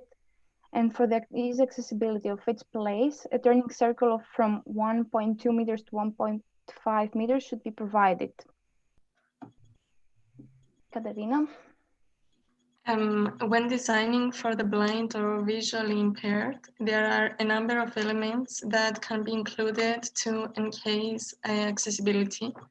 Bright colors, wall murals, and changes in illumination are often used to help them navigate. Incorporating entryways and vestibules into all architectural designs helps eye adapt to illumination changes. Tactical cues, including different floors, sidewalk textures, and change in heat and sound, can provide landmarks. And distinctive facade may help distinguish the location of a home without having to count and keep track. Sound is also important to direct people with visual cues. Of course, to design properly for everyone, we have to make some compromises. So in the final composition, we work on one level only and we create wide corridors. We work mainly with various shades of blue that are soothing for the eyes and can highlight sign language, but we use different tones of the color to create the much needed contrast for the visually impaired. On the floors, we create a thin strip from a different material that can help the blind people navigate the space, but it will not affect the movement of wheelchairs. Our proposal is to use as much sustainable or reusable material as possible. For construction, we can use metallic beams and columns, which are not sustainable, but they are reusable and able to be disassembled for another use later. Facade materials mainly are perforated or materials that allow the sunlight to enter the building. We suggest using solar panels that are usable for facade to have the opportunity to collect some energy from the sun and also is not as transparent as the normal glass. So it will protect the view from outside to inside. For the interior, we choose materials that are soundproof and soft, so the building will be protected from the station noise, and it will also will be helpful for people with visual problems to orient themselves in the place and do not get themselves hurt in case they hit a wall.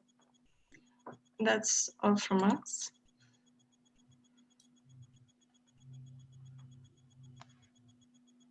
Great. Congratulations. It must be really hard to try to combine all these specific needs, because I'm pretty sure there are quite a lot of technical specifications. So it was quite enlightening. Thank you very much. And just to add up, this project, as most of the projects that today we are presenting, are real projects.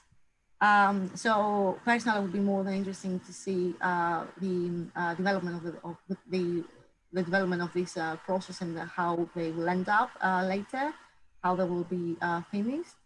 Are there any questions to Ulrike or to the group?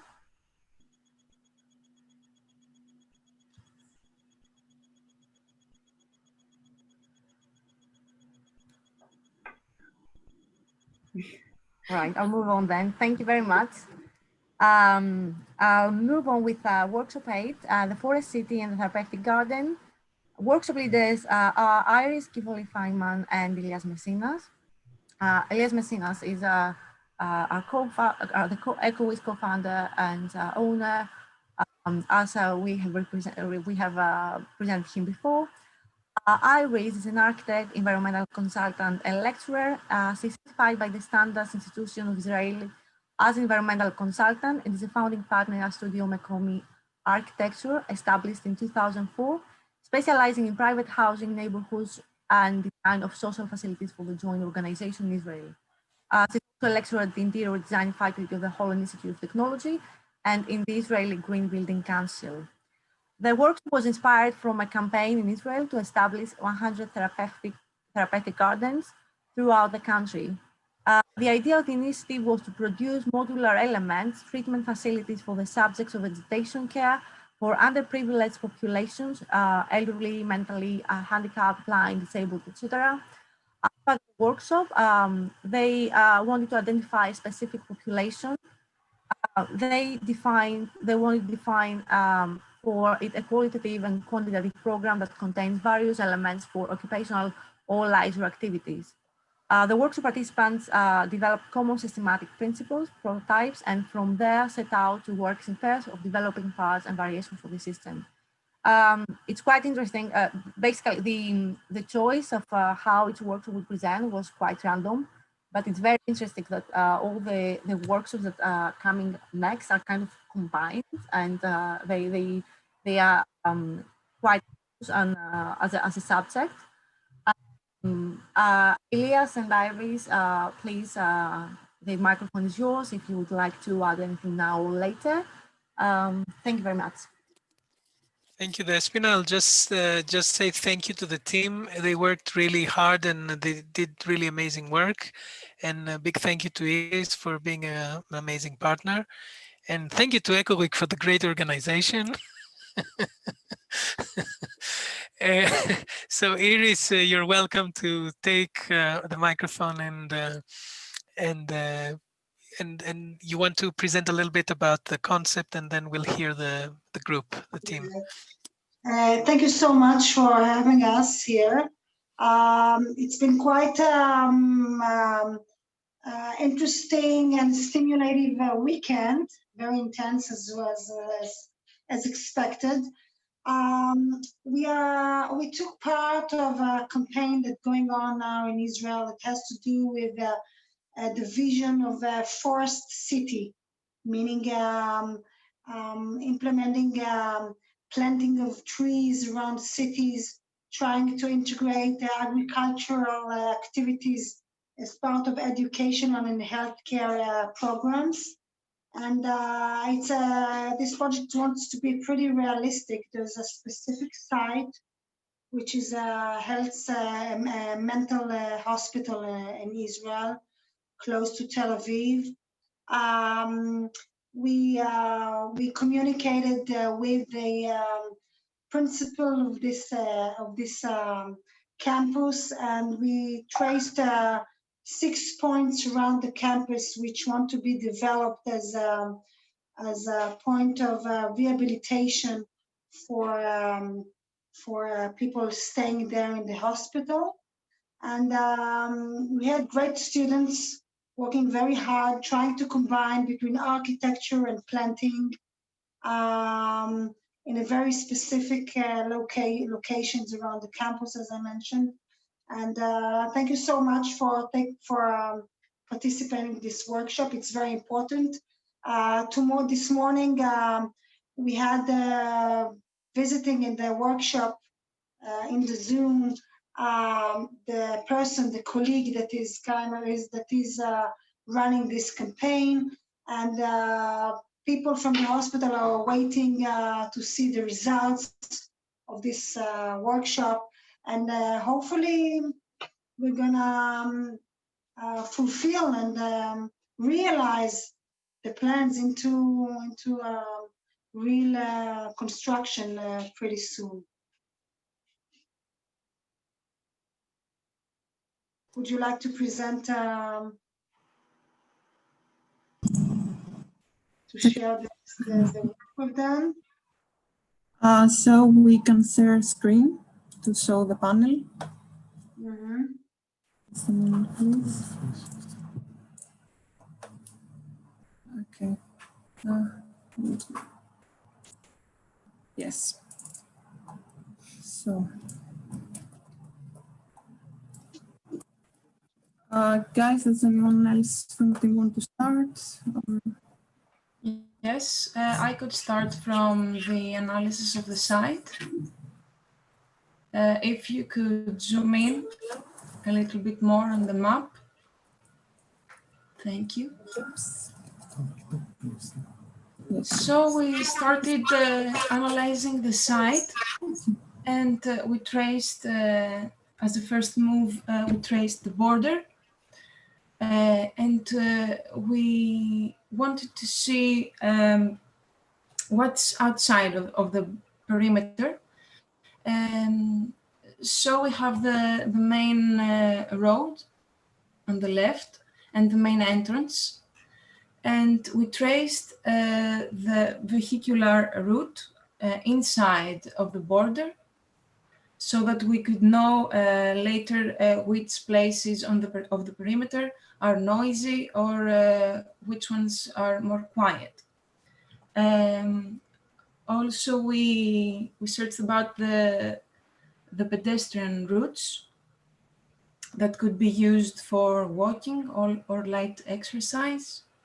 The position of the orientation of the building, so that we know the sun path during the summer and the winter,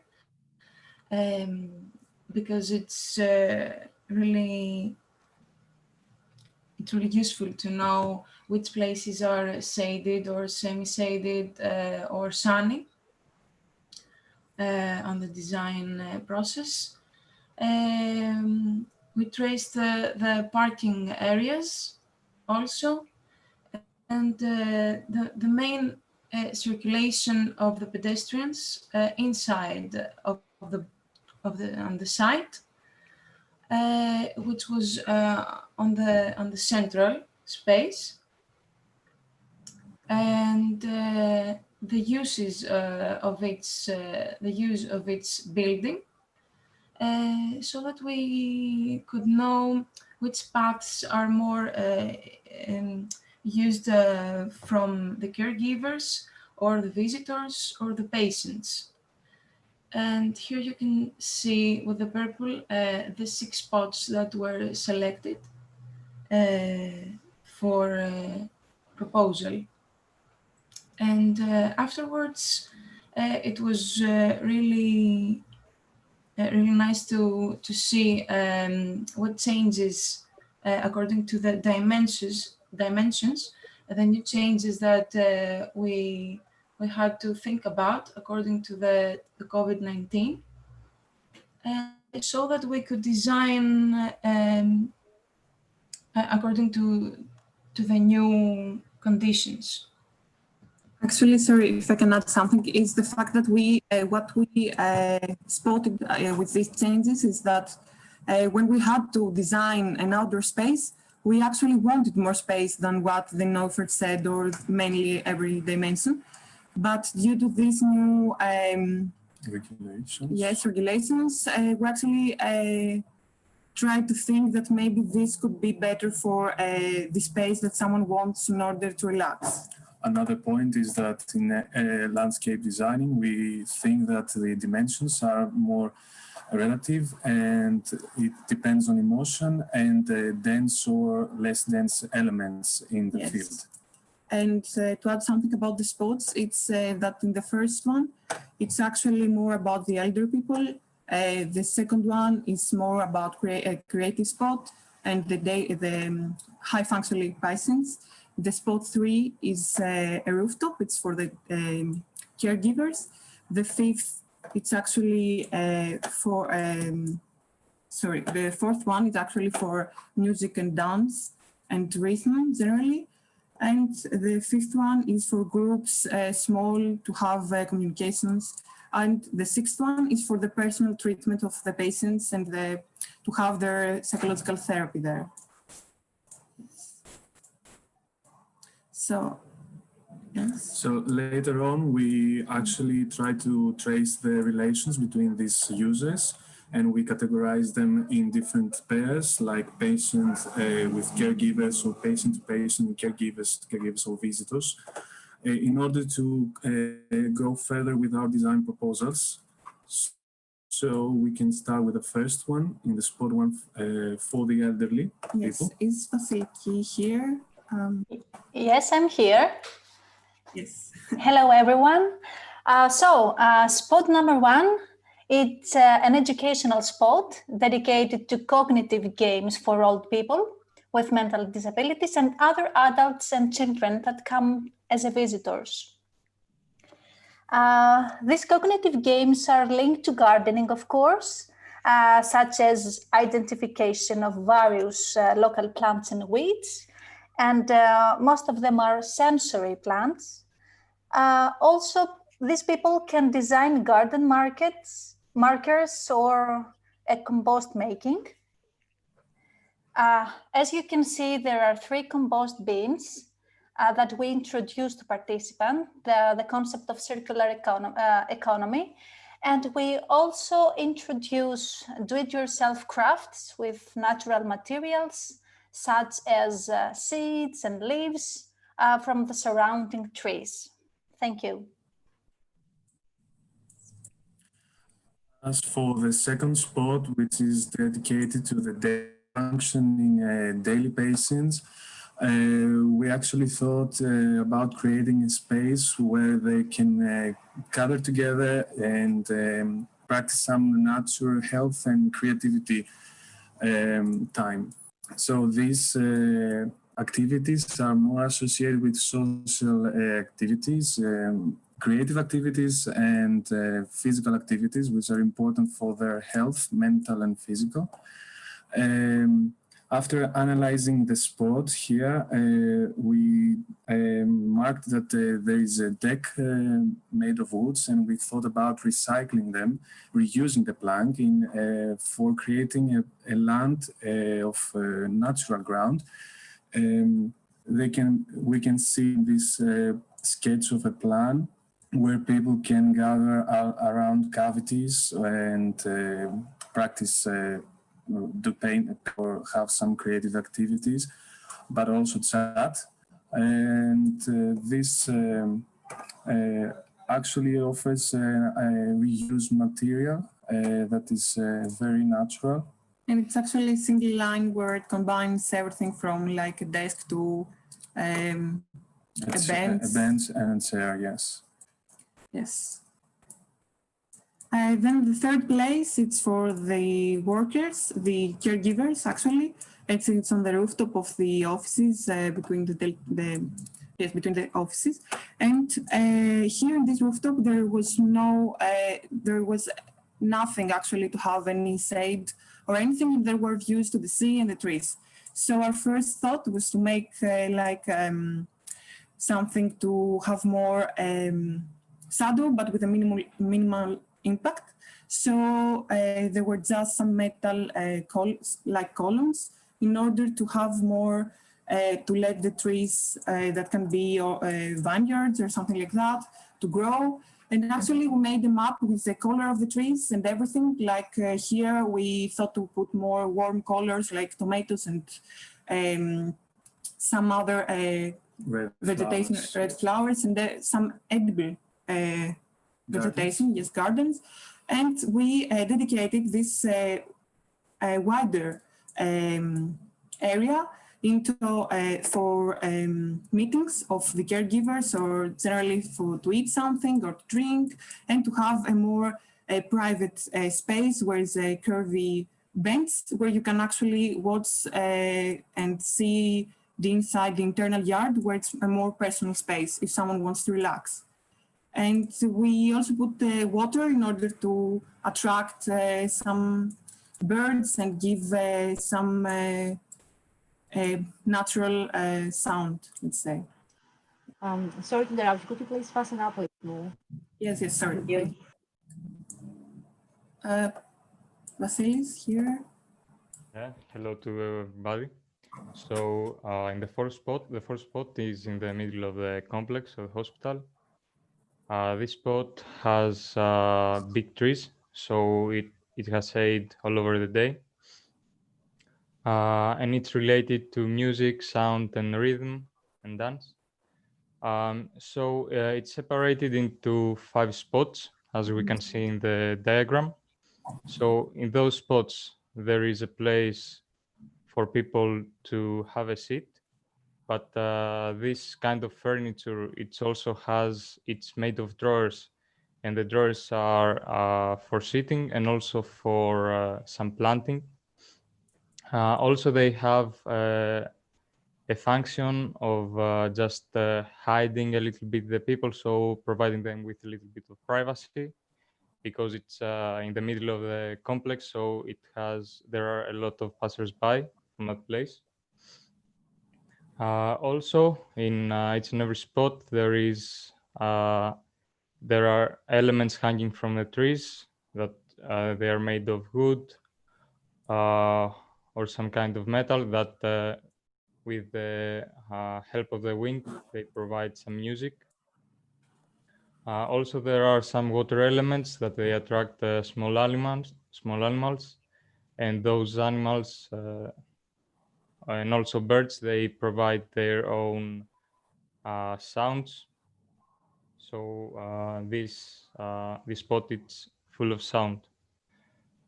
Also, the 5 spots in the perimeter, they allow to create a common space in the middle that can be used for group activities, such as dance or something related with rhythm. And to sum up, there are also in those spots different textures in the paths, and also the paths, they just lead to one spot each of the time.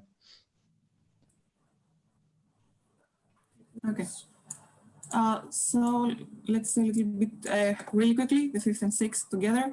So the 5th one is a really wide space where there is a group, the groups can be all together, and there's like a monolithic ground formation. Yes, ground formation where there are cavities and like people where they can sit and relax and have group therapies and everything. It was important to us to minimize the artificial interventions, yes, and to keep it pure natural environment. And in the 6th one, with the personal treatment, we try to make a safe space where it can be, it can have really some, actually they're blue, where they can have, they can be like a barrier for the an optical barrier, and there are some, we want to attract bees in the corner in order to be, to have a sound barrier, and we use cocoons for the therapist and the patient in order to have a more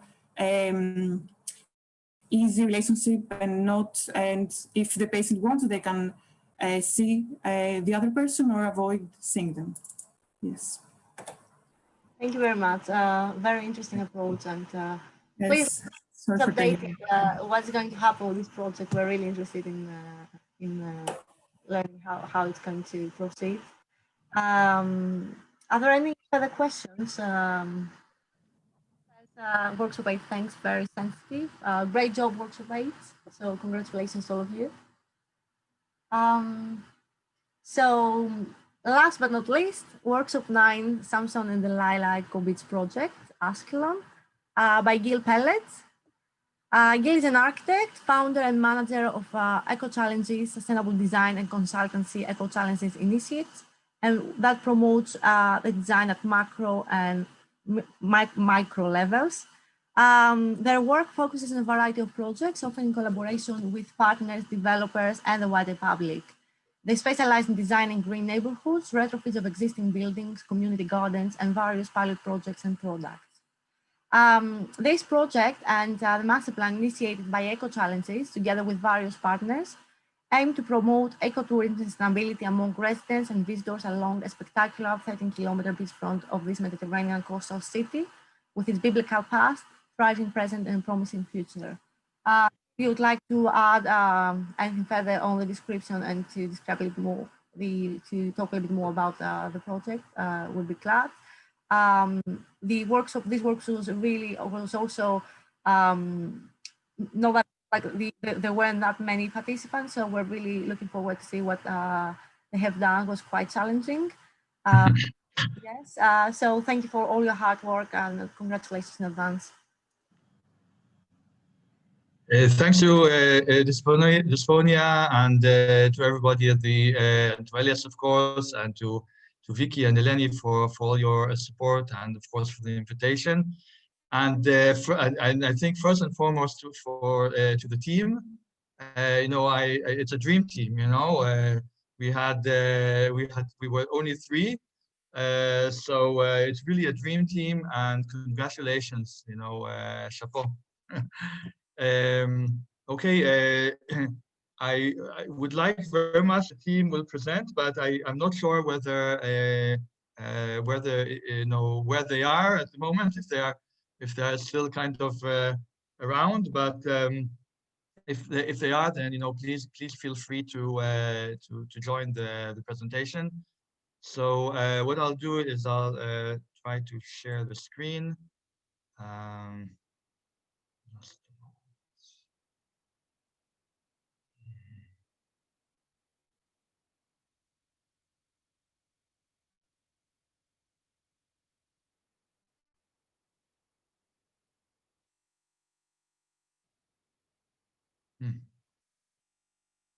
Had it a moment ago.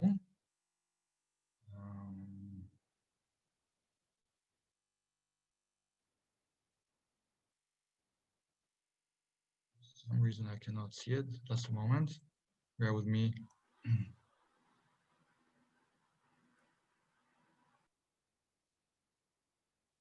I've got the panel, but for some reason I cannot share it. Gil, next to the chat button, there's a share screen button. If you can click on that. Yes, I know that, but for some reason, just a moment, in the chat of the.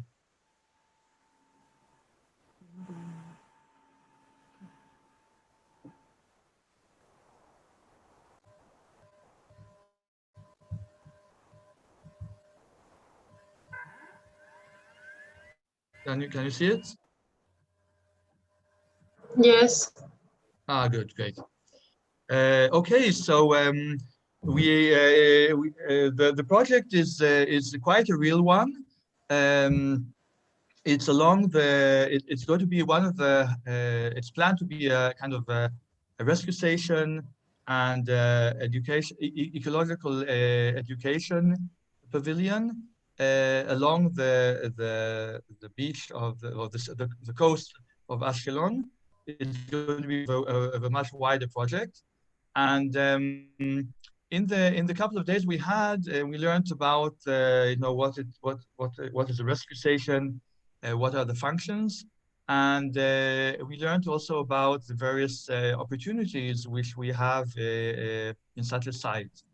So first and foremost, there are rescue stations which will be decommissioned. So we already have timber which we can reuse. And we also found that there is every beginning of the season, there is seaweed. So we are going to use and harness the seaweed as an insulation material. And also there's of course a lot of waste which is being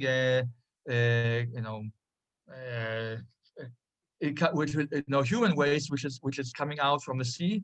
So the idea is also to use that as a building material. The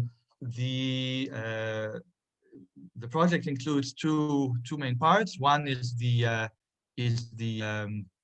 rescue station itself, which is above a storage area for the rescue equipment, such as a jet ski and surfboard. It will have also a first aid station behind. And then on the top, we have the station itself with an observation deck. And the rescue station has to adhere to very strict mandatory regulations. So we had to kind of comply with that.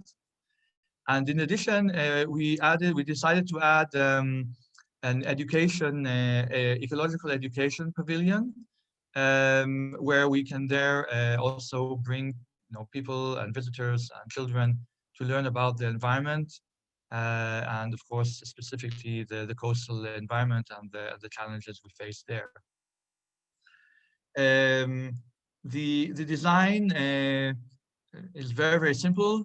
It basically has the two buildings which are connected. The idea is that we can use the building throughout the year. I don't know whether you know, but the bathing season is between May and October. And then from mid-October to beginning of May, the structures are empty. So we decided to make use of the structure during this period as well, and to make it to turn it into a research lab and bird migration watch point. So that means that we're also utilizing the building throughout the year and optimizing its use.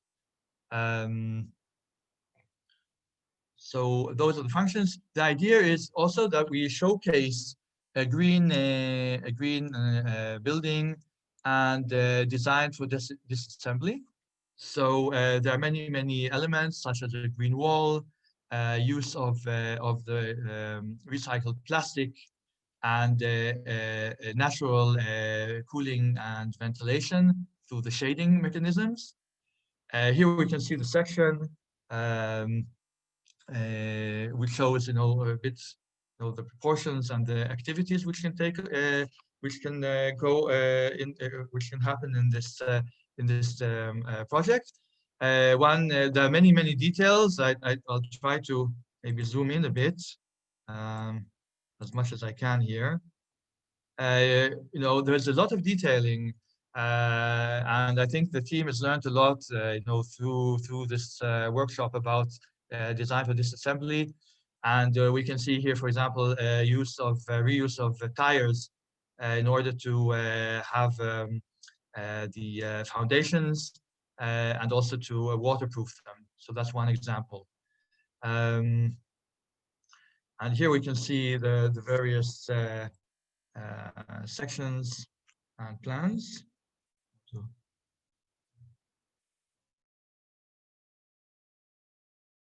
It's it's a building. It's quite amazing that in 2 days we can really have a building with such details. And I think I'll keep it at that. Maybe one more technical thing is that we use the roofs not only also for generating electricity in the higher roof, and the lower roof is a dew water collector. So we are utilizing the temperature difference between day and night, and we can collect water from the dew and from the humidity, and harness the water for using in the project. And we have at least 25% of the building material is from decommissioning and from waste. So I think that's quite a nice proportion for such a building. I think I'll keep it at that. There's many more things to add, but it's already late. I don't know whether there's somebody from my team around, awake, and maybe you would like to share. We're Yeah. here. Great. Thank you very much for the presentation. It was very interesting to work with you on this project as a team, as we got to see very many different things and a very different area from the world than from where we are, than from Greece. But we discovered that the two have many similar features through this project. And it was really nice to reimagine the concept of the relations between the people and the sea throughout the connecting point that is the beach. That's right. And we started off with a rescue station, which is of course mainly for people. But I think we've ended up with a rescue station which is for the environment. And I think making the combination of the two, if you like, stations is something which is very well. I don't know. I haven't seen such a project, and I think I think my team will carry on. If you like, we may just carry on a bit more. And would you like to add anything? Yes, if I could add something, is that for me, it was a really interesting project because of the reuse of the wooden materials that we took from the old rescue stations that they were there. But besides that, we also practice many sustainable energy techniques in multiple levels that you also said before. We use solar panels, we used a green wall, collectors of dew.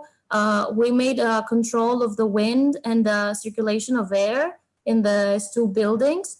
And we were aiming to have a result with as small as possible environmental impact and a minimum amount of energy needed. And I think we accomplished that goal. But what was more important and really interesting, and we learned from you, and thank you, is all these use of materials that we've never faced before in our studies, for example, such as the old reused plastic for the doors, the seaweed for insulation, which is really important, and the old tires for the foundation. That was really interesting.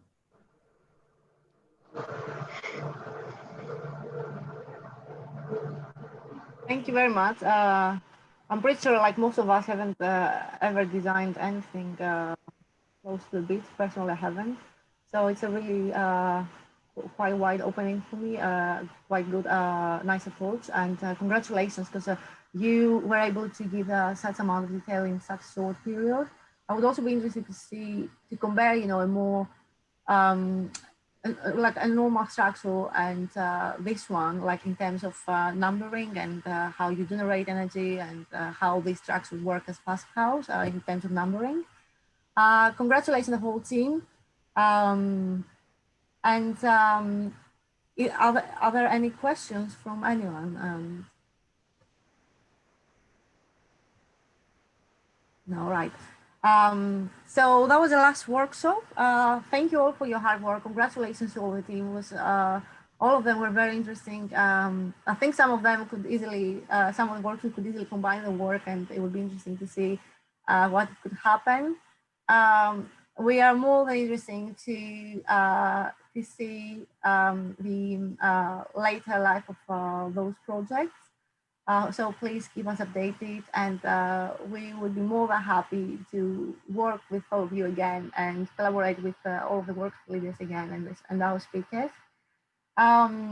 Before I'll give the microphone to Elias, I would like to thank once more the Ecoweek team for all this for the hard work that they have done all this month in order to make this event happen, and also for the support that they have provided during the last days within the workshops.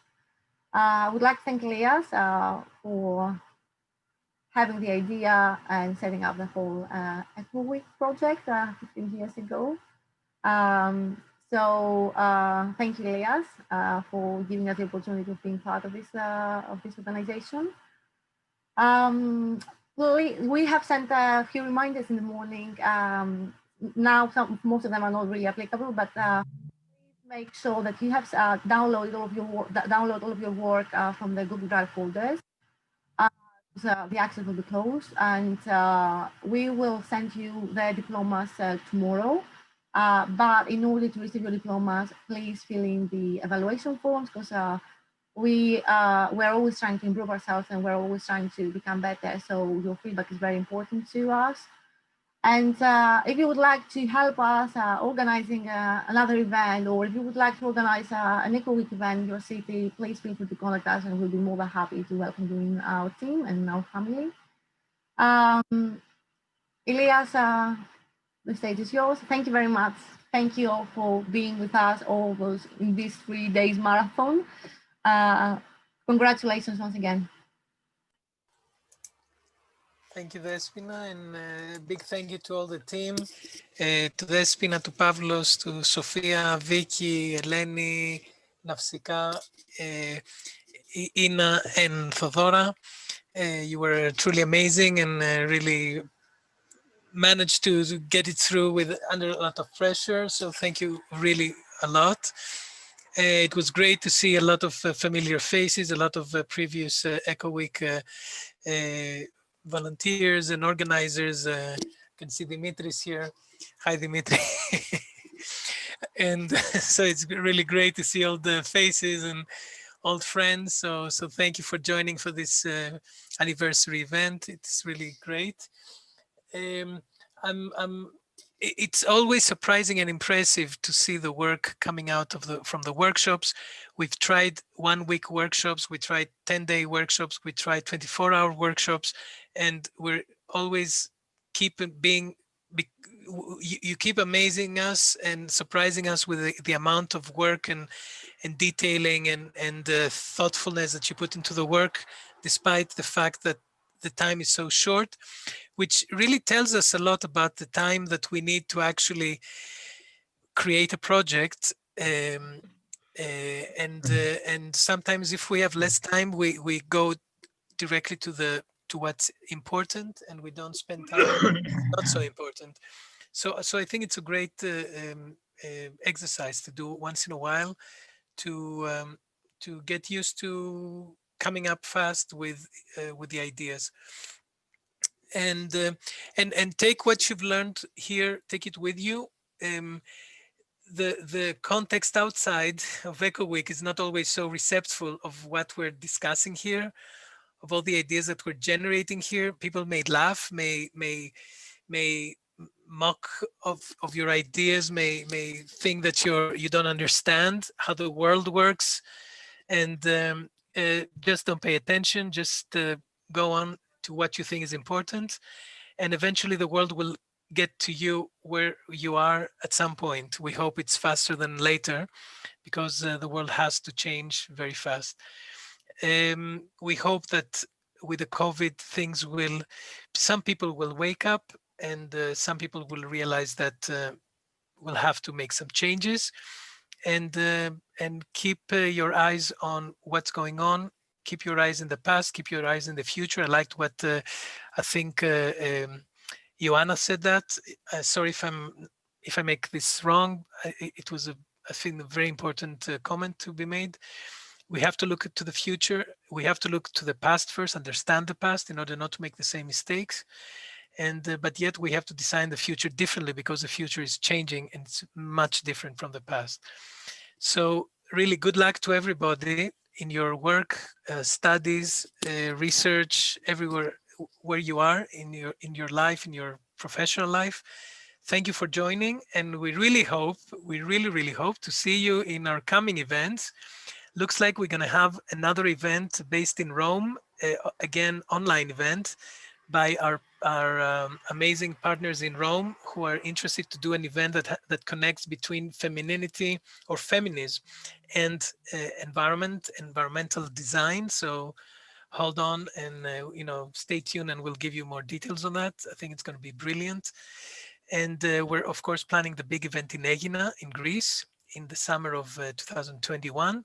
So if you want to join us, write it down in the questionnaire. We'll keep you posted. We'll send you updates so you can get your place early in your workshop, because I think they're going to be quite in demand. So thank you all, and see you very soon, we hope. Take good care and stay healthy. That's most important. Shall we take a screenshot, a final screenshot? Sure. Yeah. Yeah, great. Turn on your cameras. That's beautiful.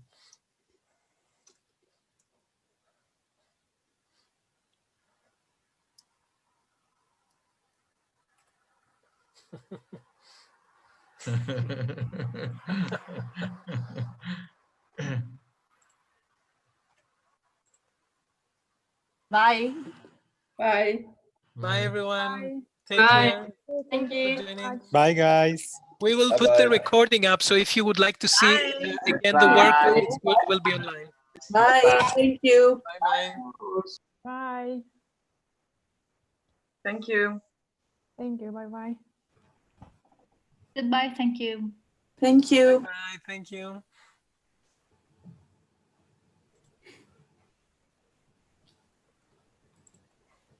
Για να δούμε ποιοι θα μείνουν στο τέλος. Δημήτρη, ποιος θα βγάλει τις μπύρες, για να δούμε.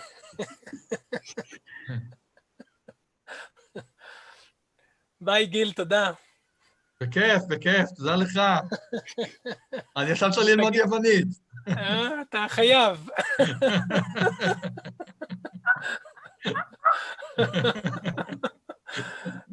יופי, יופי, תודה. וחג שמח, היה כיף, באמת כיף. כיף, בכיף, שנה טובה, תודה. תודה רבה, תודה. עוד סוף יש να τα πούνε, παιδιά. Ναι, άντε πάμε. Όχι, Bye. Γεια σε όλους, bye bye. You'll have to learn Hebrew now too, yeah. Absolutely. Let's get this download.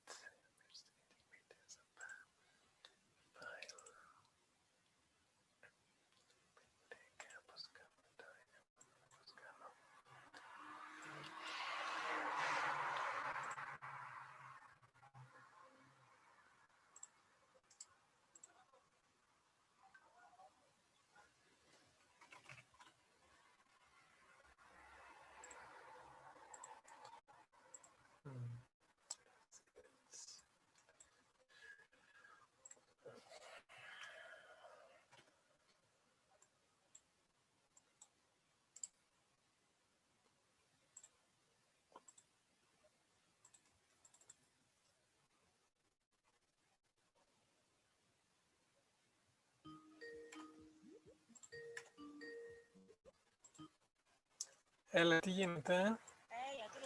Καλά μου, πολύ ωραία, μπράβο, συγχαρητήρια. Πολύ ωραία το χειρίστηκες. Έχω θέμα να κάνω, να σώσω το chat. Μήπως είχαμε βάλει ρε γαμώτο restriction, να μην μπορούμε να...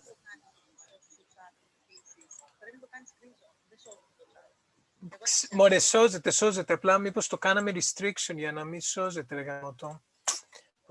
Θα ήταν μεγάλη μπαρούφα, ναι, δεν γίνεται. Ναι, μωρέ, αλλά θέλω να σώσω το chat, τι να κάνω. Το θέλω. Τι να κάνω. Σώζεται, κανονικά σώζεται. Υπάρχει τέτοιο settings, κάτι να δω πώς μπορώ να το κάνω. Εντάξει, αυτό τελειώσαμε το YouTube, εντάξει, τέλειωσε. Stop live stream.